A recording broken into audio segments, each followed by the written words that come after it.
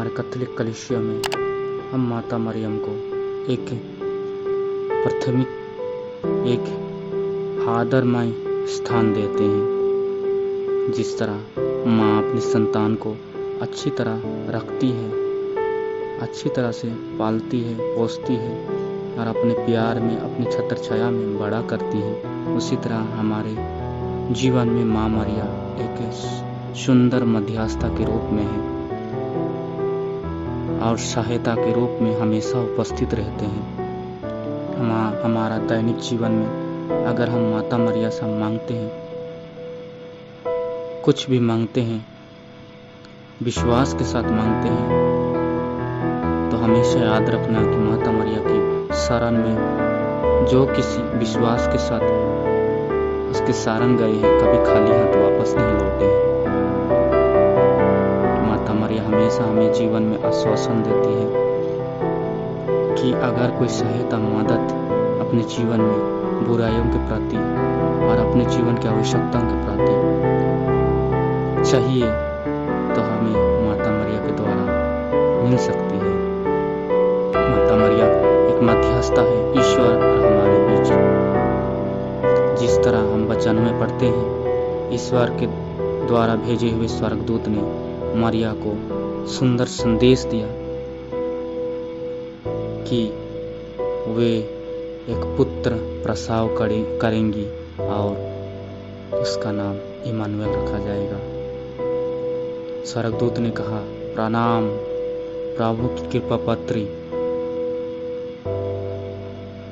लेकिन माता मरिया असमंज में पड़ गया, कारण कि ये बात को सोचती रही कि प्रणाम की अभिप्राय क्या है। लेकिन माता मरिया को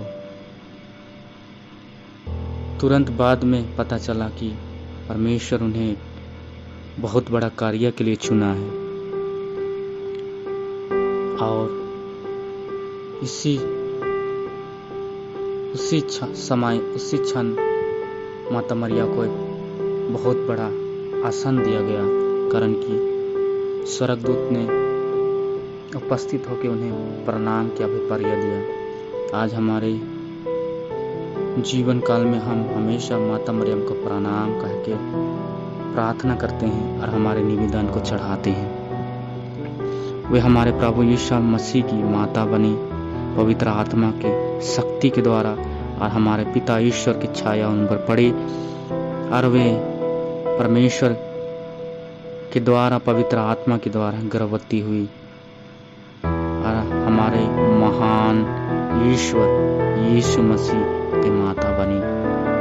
उन्होंने अपने जीवन में नन्हे यीशु को अच्छी तरह पाला पोसा, अपनी जिम्मेवारी अच्छी तरह निभाई और उन्हें बड़ा किया और बड़े प्यार से, दुलार से उन्हें पाला पोसा। और हम देखते हैं उनकी आंखों के सामने यीशु ख्रिस्त को दुख भोगना पड़ा, उस पर मरना पड़ा। माता मरिया फिर भी अपने पुत्र को हम सबों के लिए खामोश रहते हुए समर्पित कर सकी।